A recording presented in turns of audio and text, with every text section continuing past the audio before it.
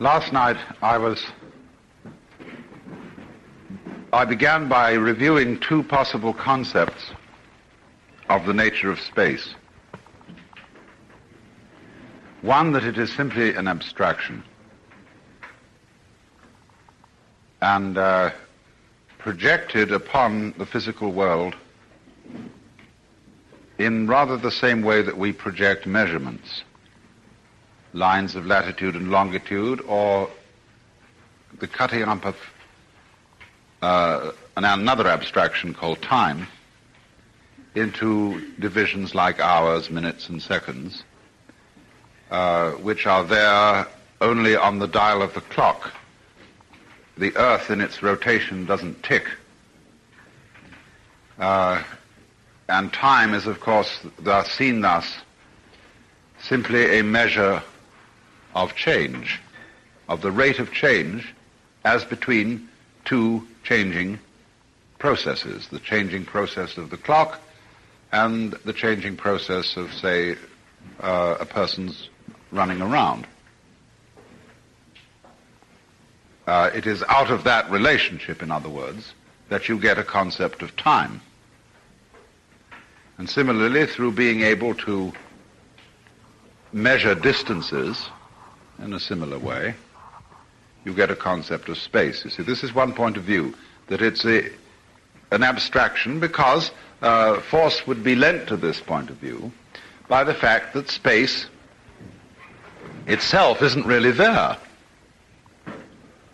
Space is just absence, and you must be very careful not, as Whitehead would have said, to reify, that is, to make a thing out of something that isn't there at all. Like saying, have an absence. Oh boy. Gary Snyder invented a corporation. It was called the Null and Void Guarantee and Trust Company. And its slogan was, register your absence with us. And so I had some business cards made up for it, which put at the bottom, Gary Snyder, non-representative. But this is, of course, Zen humor, because Zen people are always joking about things not really being there at all. The general feeling of there's being nobody at all, as distinct from being important and somebody, has a kind of inverse humor to it. One becomes a sort of bag of wind, and there's something about that. The Zen masters call each other windbags and rice bags and things like that, because the whole idea of taking nothingness for real is somehow funny. The other point of view that I was trying to contrast with this was rather different.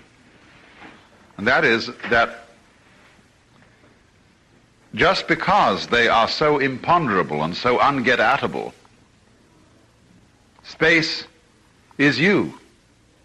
Space is your consciousness. And your consciousness is not something located in your head, although your head is a way in which it's focused. And therefore consciousness can be altered by a surgeon putting instruments into the brain. But the full range of consciousness, or the full range of the mind, is the entirety of space as the continuum in which the universe exists, in rather much the same way as images exist in a mirror. Only here, there seems to be no solid mirror. There is an infinitely permeable continuum, space. In a Chinese text called the Danjing, or the Platform Sutra, attributed to the sixth patriarch of Zen Buddhism, Huineng, he has a passage where he says that the mind is like the emptiness of space. Now he says, if you want to realize this, don't exclude everything from your mind, because if your mind is like space, space contains the earth and the stars and the sun and the moon and the mountains and forests. Good men and bad men, enlightened men and unenlightened men. Everything is in it. And so if a person wants to attain an understanding of the mind merely by emptying his mind, he's making his mind small instead of great. So you cannot therefore separate space from what it contains, because without the content there's no container. Without the container, no content. And when you see that kind of relationship, when you see two apparently very different things going together inseparably, always find them together. You can smell a rat. For example, nobody has seen any stuff that had no shape, and nobody has ever seen a shape that had no stuff. There's a suspicion here, then, that stuff and shape are the same. And likewise, improbable as it may seem, you can realize that space and solid are the same. Only they are, as it were, the same energy showing itself under two different aspects to a being who always must see things two-sidedly, which is man. Man is symmetrical almost, you see, right down this dividing line. Two sides to his brain, two eyes, two nostrils, two ears, a symmetrical mouth, two arms, two nipples, hips, legs, you see, all balancing except the heart is a little bit over to one side. And but here he is, you see, this two-wayed thing. Man is like a Rorschach blot. He's some mess that was squeezed, folded, and then you unfolded it, and by Jove, it's symmetrical. And it's a very strange thing about that. You can make order out of almost any mess by symmetrizing it in various ways. You know there's a gadget called a kaleidoscope, which is a marriage between a kaleidoscope and a telescope. And you can look at things through it, and because it's got mirrors inside at a 45-degree angle, they will bounce the reflection in a circle, which is very elegant. And the more messy the thing you look at, the more interesting it is with the kaleidoscope, because it is through this balancing process of some sort of symmetry that order comes about, repetition, regularity. So the human being, then being thus two-sided, is always wanting to ask, is you is or is you ain't? Is it this or is it that? Answer yes or no. True or false? Black or white? And has very great difficulty. The more simple-minded a person is, the more difficulty they have in using their conscious attention to do anything but estimate these very simple contrasts between the good guys and the bad guys. Are you man or you woman? There can be no doubt. See, there may be nothing vaguely in between. No grays, no washes. Because a simple mind wants this great precision, which of course you can't have. But as poles, you see, of one of the greatest dualities in the world is the duality of something and nothing, of being and non-being. And of course in our thinking, the solid world represents existence, and the space world represents non-existence. The conquest of space, therefore, will be the conquest of non-existence, perhaps. See, this is our great attempt to survive by being able to leave this increasingly plundered planet. Go somewhere else and plunder that.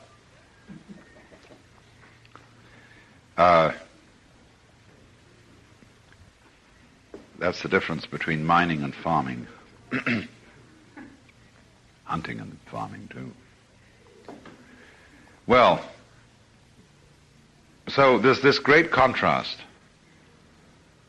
of reality considered as what's in the space. That's what's there. And the space is simply what's not there, but you can't make it that simple, because you've only got to think about it one step to realize that you can't have the recognition or perhaps even the existence of what is there unless there is also what is not.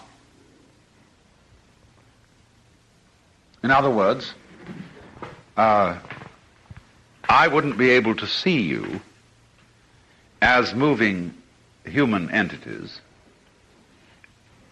if you were all densely packed in some sort of material medium, like, say, jello, or milk, or whatever, because then there would be no intervals between you to bring you out. You see? Now, actually, space must, in this connection, for a moment be considered from the point of view of optics.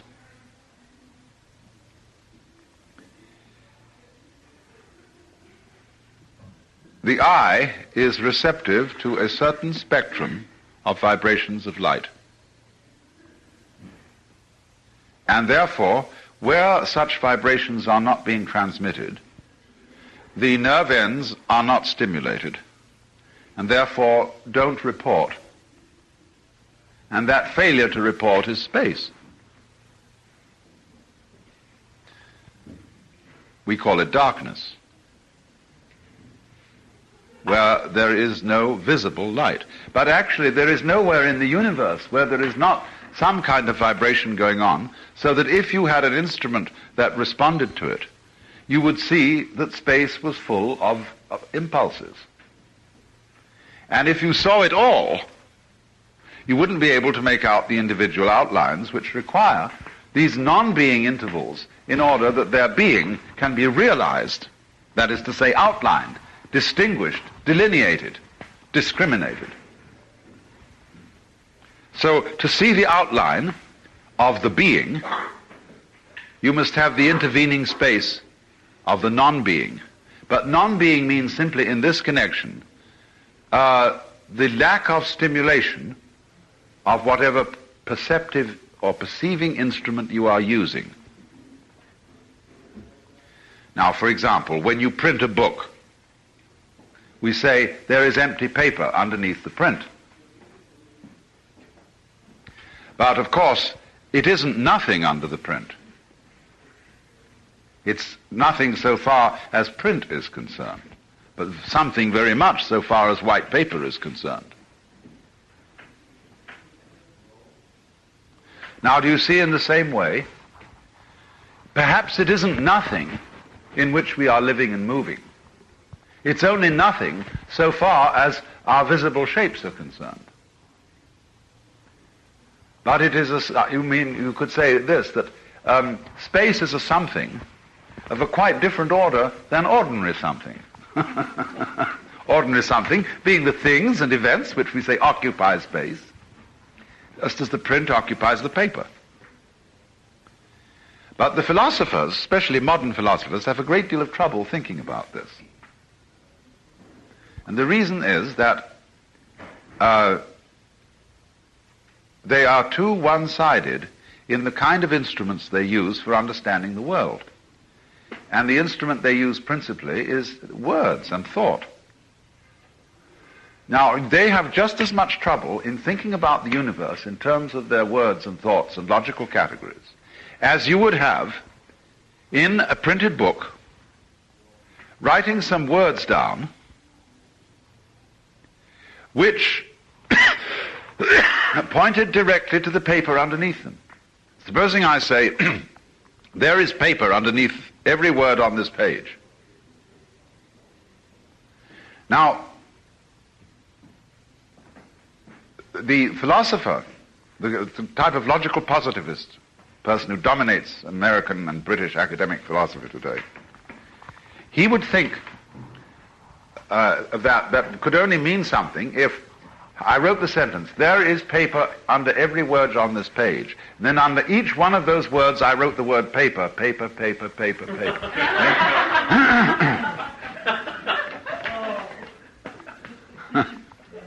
Then he would say, yes, that's true. But you see, that isn't the way it is. The difficulty is, you see, there is an incommensurability between the print and the paper.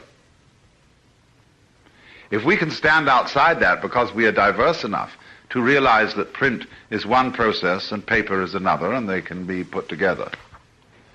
But if you are immersed in the print, you can't see the paper. And so if you're immersed in the kind of consciousness which simply discriminates things, you cannot realize the background. That is to say, then, you cannot realize the nature of space when you use only your analytical consciousness. The consciousness which looks at things bit by bit by bit by bit, I call the spotlight consciousness. If you use that alone, then you can't think anything about the continuum, the ground in which all this flourishes. But you may then go on to make a mistake if you're not following me correctly. And this is the mistake, of course, that these kind of philosophers fall into.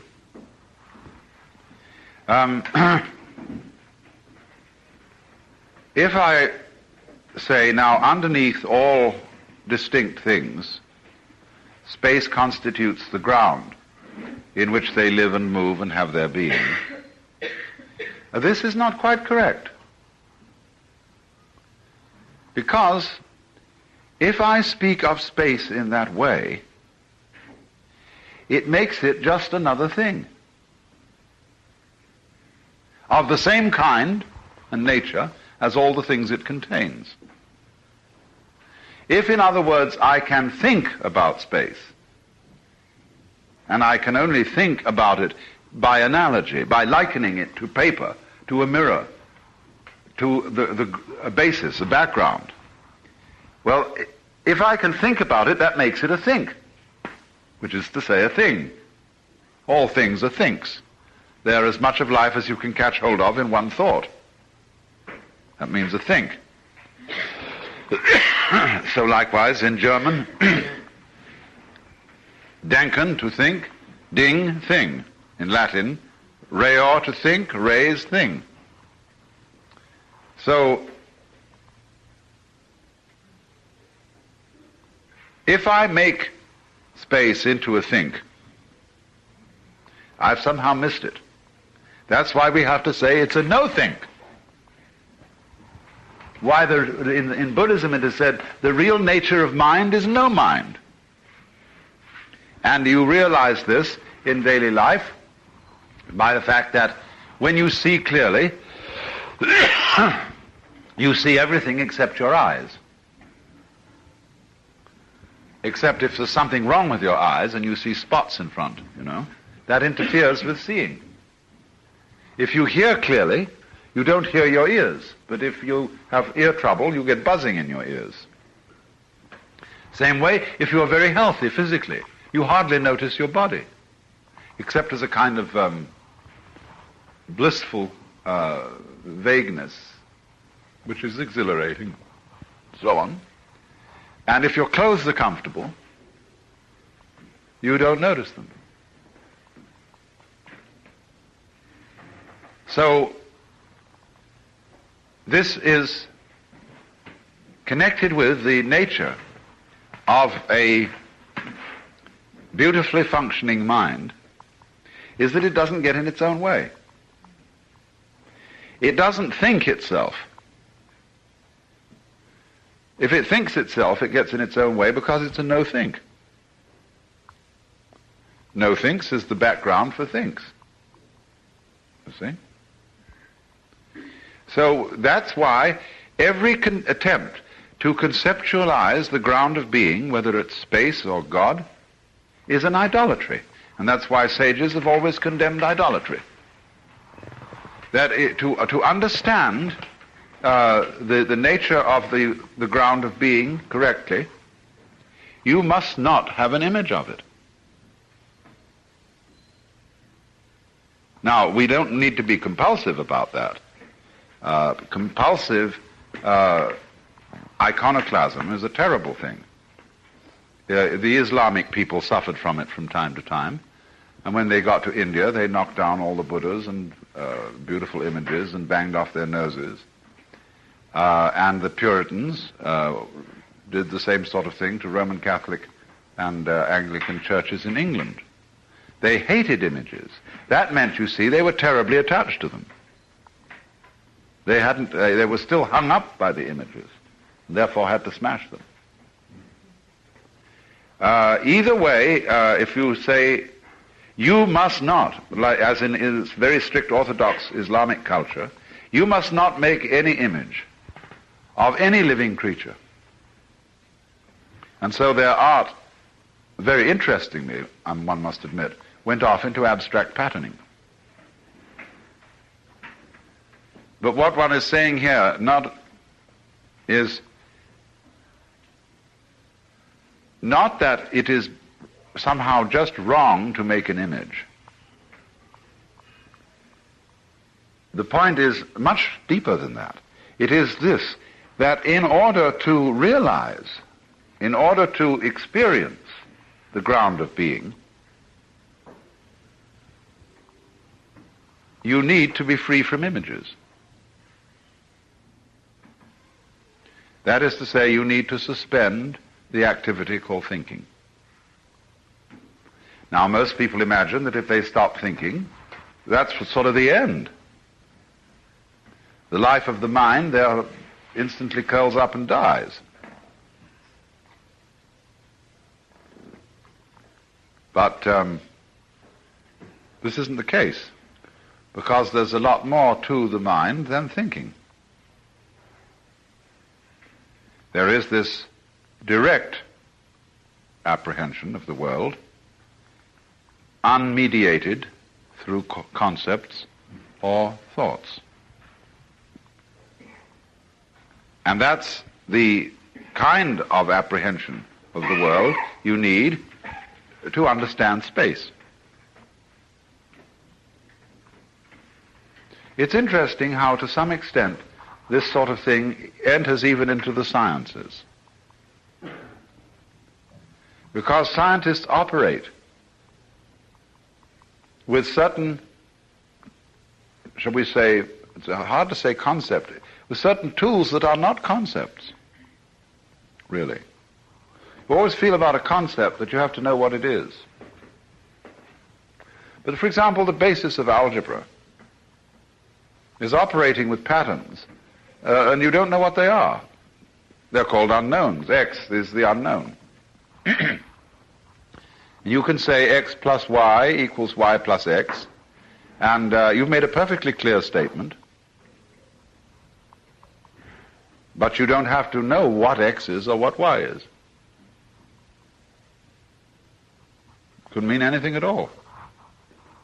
So in the same way, in modern geometry, you don't define what you mean by a point.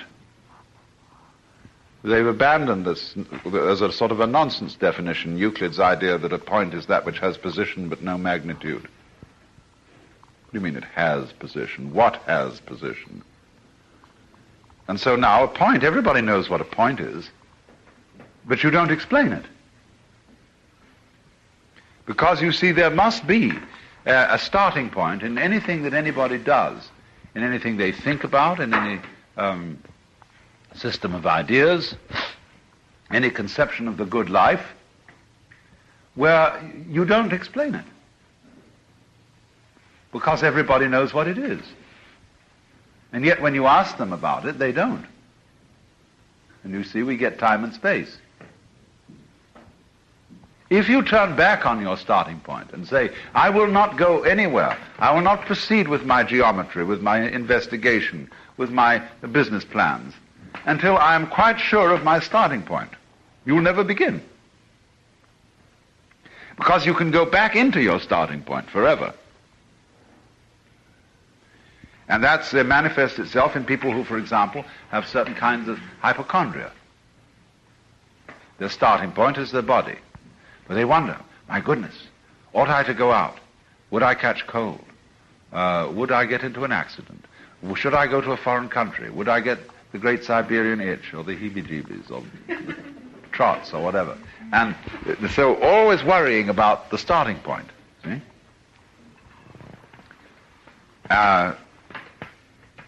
Now, are you quite sure that your premises are right? It's always good to look at your premises. But you very quickly come to the conclusion that if you don't have some premises, you won't go anywhere at all. So, as one general once said, a poor plan of attack carried out with zest and determination is much better than an excellent plan carried out in a wobbling way. So, in this way, for example, in Japan, I have no ideas really about talking Japanese. I know lots of words and no grammar. Therefore, I have no compunction whatsoever about talking, because I know it's mistakes all over the place, and if I were nervous about it, as they get nervous about talking English, because they do desperately want to be correct, I have absolutely no desire to be correct, because I know that in my whole lifetime I shall never be able to speak correct Japanese. So I just plunge in and I get understood. And that's the way you have to do in life. You muddle through. So if you keep turning back, you see, on the initial beginning point and trying to be sure of it, nothing will ever happen. So then, whatever is the point, whatever is the ground that we are and that we take our stand upon, appears to us as space, as not being there, to give us transparency. You see, if God were visible, nobody could see anything but God.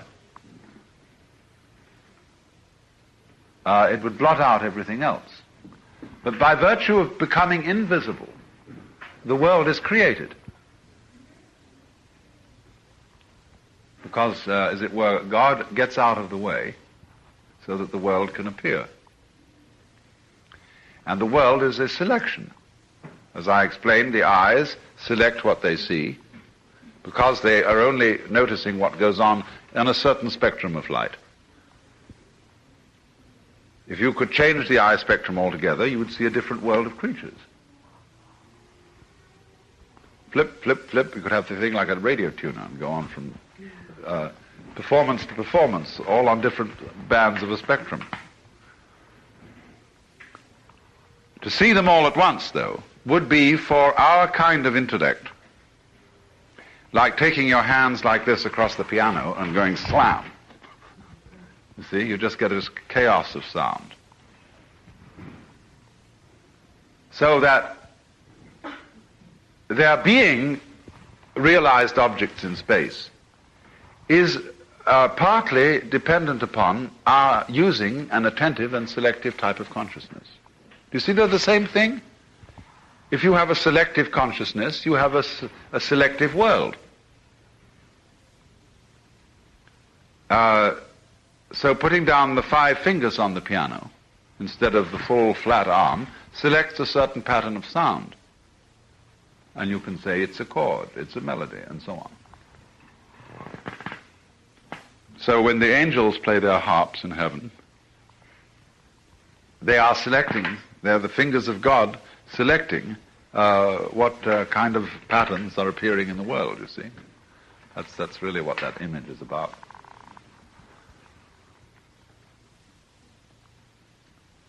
So then, to see this then, you go back to no thinking. The suspension of thought is, for modern man in particular, a tremendously important undertaking.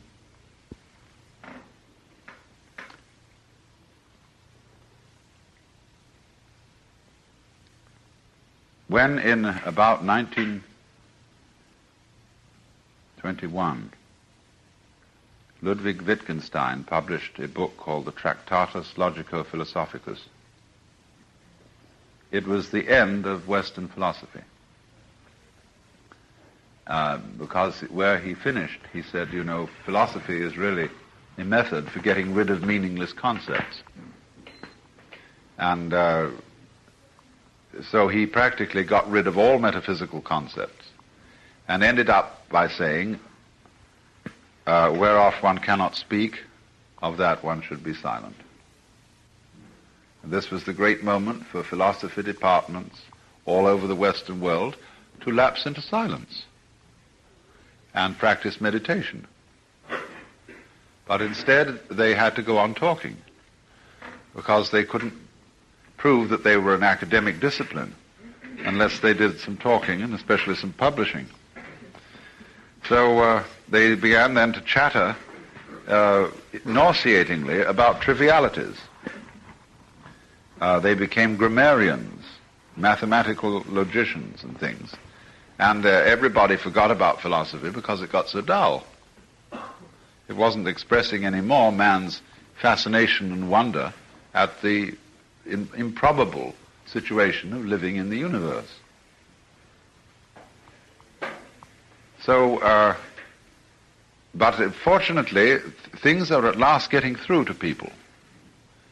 And you would not be entirely laughed out of court in academic surroundings today if you suggested that some non-verbal research be carried on. You would have to put it rather carefully. You would have to refrain from calling it yoga or Buddhism or meditation, but it would be sort of research in non-verbal sensory awareness or something, some kind of academic gobbledygook. But it's coming. And this presents problems to people who are compulsive thinkers. Because when they try to reach this completely non-verbal level, they think about doing it. They think, I'm trying to reach the non-verbal level. I'm trying to empty my mind of thoughts. I'm trying to think not thinking. You feel so sorry for those people. But it is an awful problem if you have it. And to get rid of it, then, one uses gimmicks. One uses methods of absorbing the individual in non-conceptual experiences, such as you can play a single loud musical tone and get that going, and it really shatters thinking. It has you just, turns you into this, your whole body becomes this one tone. And you get the person concentrated on that one point, you see, go, go, go, go, and zip, cut it off. Then where are you? Haven't had time to collect your thoughts. You're blown by this tone. And all those techniques that are used in yoga, when they chant, when they do some kind of physical exercises, when they have a nonsense proposition like a koan to concentrate on, all these things work in the same essential way, to suspend the analytical thinking, to suspend the spotlight mind for a while, so that you get back to what is called original mind, where you act without thinking. That's why in the whole interchange between a Zen teacher and his students, the Zen teacher is constantly challenging the student to respond intelligently to a given situation without thinking, without stopping to think, just as in, say, using judo. You mustn't stop to think. You're lost if you do. You must learn to respond without thinking. So creative skill in so many things depends upon the opposite of thinking. When you examine what people say, what inventors say, what artists say, what mathematicians say about the discovery of new ideas, very few of them arrived at those ideas by a purely thought, thinking, verbal or numerical process. And the reason is, of course, that the structures which we have arrived at and we do understand by analytical thinking, once you see them, they tend to stay put. They become habits. And there's nothing more difficult to cure in an individual than a habit of thought. You know, I've argued for hours and hours and hours sometimes with people who simply can't understand knowing without a knower, because they are so trapped by sentence structure. The verb has to have that subject. Therefore, you can't have a state of affairs in which there is just the verb, that is to say, knowing. And they say, well, who is knowing? And it's as bad as arguing with a flat earthist or a Jehovah's Witness. Impossible. Because of the ruts of thought. Now, such a person can never be inventive. Why? Because he will never see a new pattern and a new structure. And he won't see one because he's thinking all the time. He's not open to the variations of the actual world. And so he can only see what he's been taught to see. That's why academic psychology is always in a position of bafflement about learning theory. Because if learning is a process of converting new experience into the terms of what you've already learned, you never really learn at all. It's like, according to kind of a narrow-minded aerodynamics, bees cannot fly. Well, there's no way of explaining the aerodynamics of that vibration, but it flies. And you often come up against this when an inventor has an idea and all his colleagues say to him, oh, don't be silly. You can't do that. It just wouldn't work. Well, he says, I've tried it and it does work. Or they say, come on. And very often they won't even try. They'll just say it can't be done. You can get a fantastic dogmatism in the scientific world. And you have to be terribly careful not to upset certain absolutely fundamental, strictly prejudices, which are the result of thinking too much and of getting accustomed to the warm ruts of thought. And so you never could see the new. So this is the real meaning of an open mind. Not merely that you're a liberal sort of guy, but that you can turn off thoughts. And yes, thus be turned on to reality. Thoughts, you see, belong to the world of symbols. What we experience with our senses is, of course, the physical world, the real world. You may ask me, well, isn't there also a spiritual world? But you must understand that the spiritual world is the same thing as the physical, when the physical is not confused with the symbolic. There is no real difference between the spiritual and the physical. It's all one energy.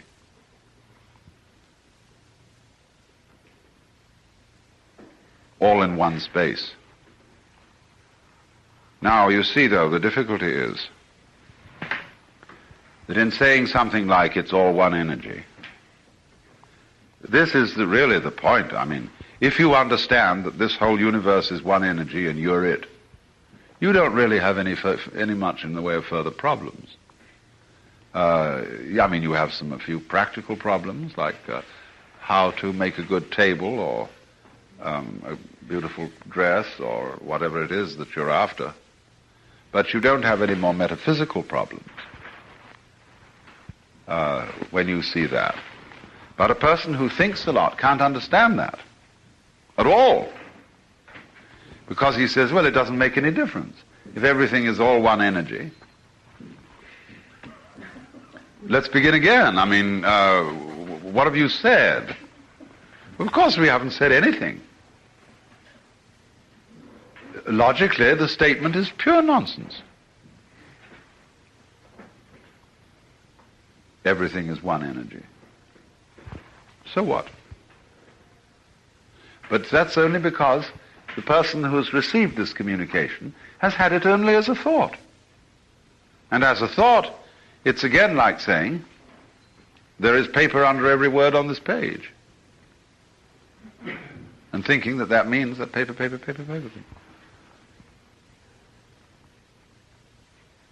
But when this is something that emerges from not thinking, and when you see that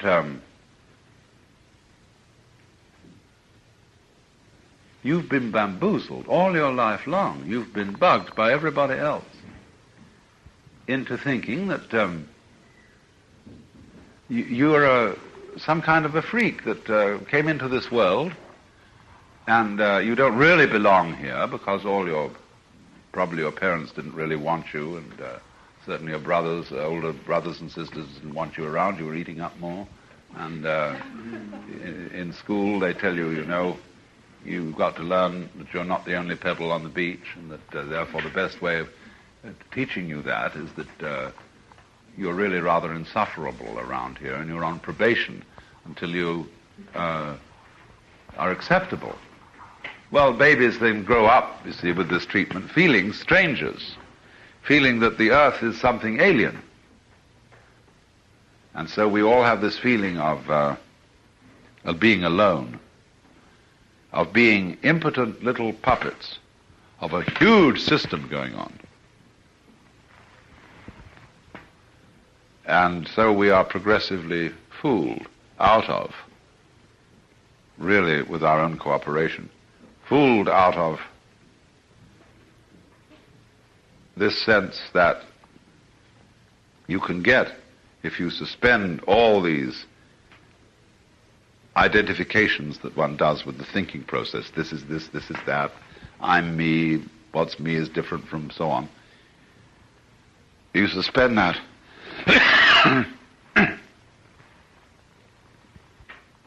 And you see not simply that all those problems and all those definitions of who you are were unreal.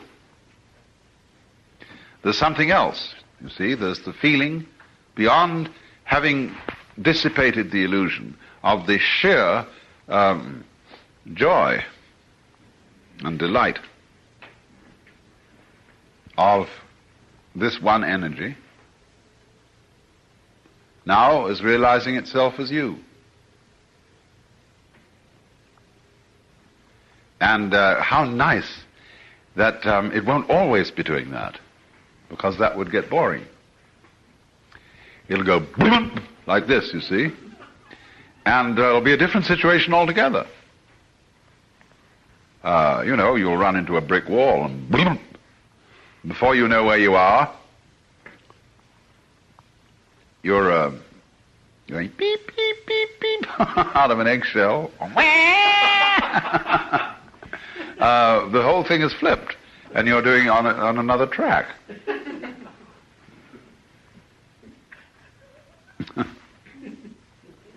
But there's only one you see. It's all the one energy.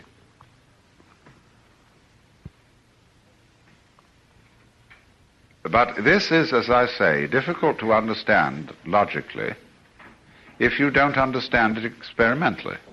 If you understand it experimentally, it's perfectly clear when somebody says everything is one energy. You say, of course.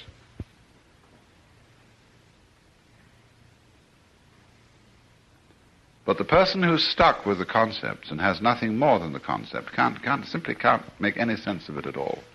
And he says, well, you're suffering from a hallucination. And will proceed to prove, according to his ideas, that what you've achieved in that has made no difference to you or to anything else. And of course he can prove it, because his proof is set up to give just that result. Well then, I got into that at some length, the question of no thinking, because of trying to point out how one must avoid trying to understand space in such a way as to make it a thing, like a box, you see, which contains all the objects in it. But a no thing, like space, is at the same time in cahoots with things. There are two aspects, two poles, two terms of the same one energy.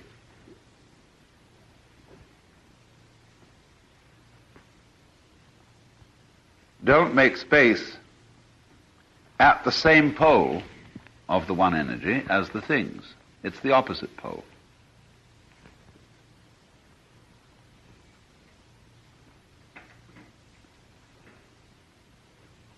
It is then because of our treatment of space as nothing, you see, that we're afraid of death.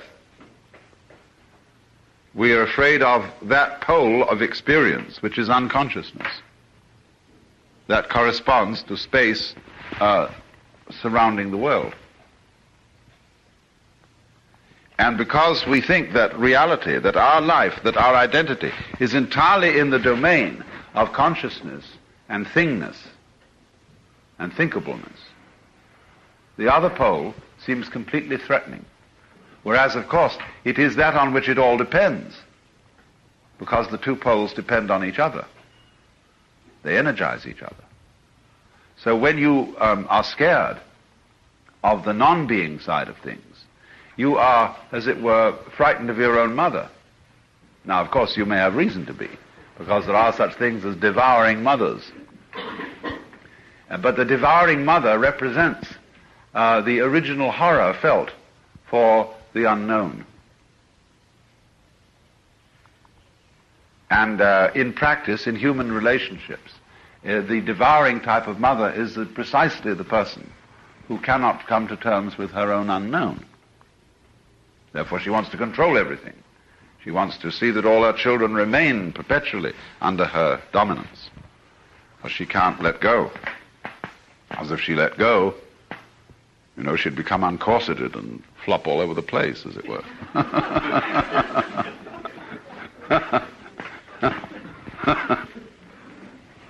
So,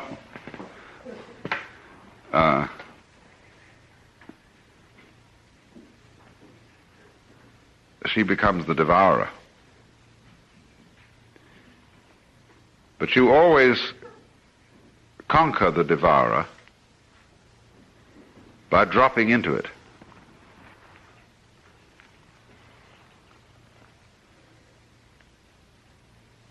By faith, in other words. Faith in the sense of trust. I don't mean belief, trust. Drop into space, and you float. See, this is only begins to be understood by rocket people as they get out there. And we're going to have, I don't know how the psychology of this is proceeding, but we're going to have an awful lot of people getting out in space and not wanting to come back. Because when you're in orbit and you float, very interesting sensation.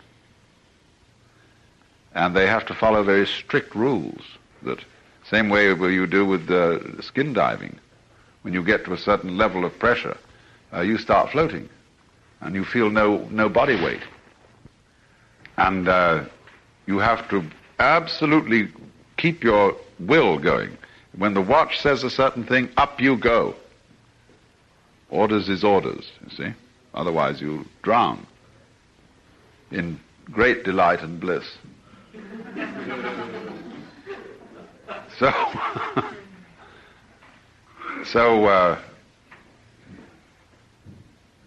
the point is, though, that we are at the moment looking at space as something to be entered by the tremendous thrust of a rocket. Because that is the attitude of attacking the unknown. And that causes us not to realize that we are already on the most magnificently equipped spaceship which could hardly be improved upon. It has got a source of temperature and energy just at the right distance from it. It's beautifully equipped with oxygen, with food supplies, with all kinds of delightful things to do while on the journey. And it's traveling through space at a colossal speed. And it's called the planet Earth. And the art of exploring from the planet Earth depends not on conquering space with rockets and bombs, but on developing greater sensitivity in the place where we are.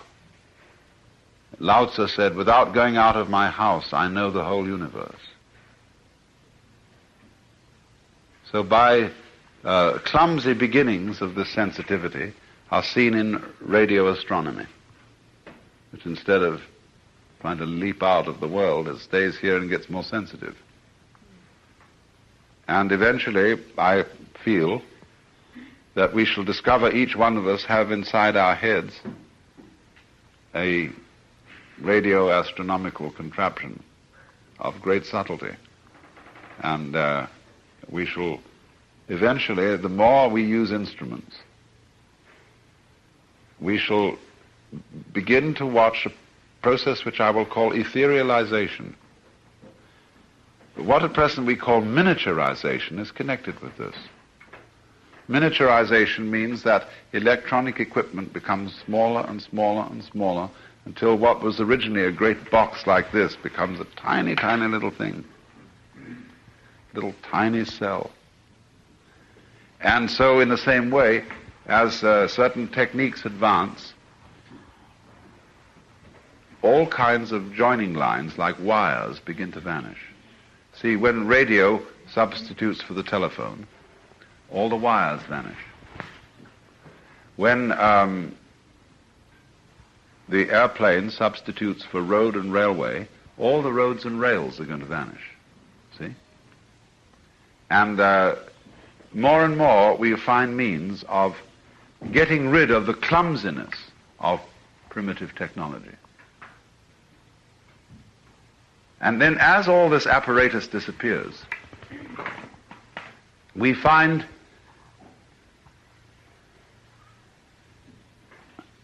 that we are moving in the direction of having it all in our own apparatus, just like dolphins have sonar. Homing pigeons have built-in radar. I think it's all in us. But we had to exteriorize it technologically in order to discover it within.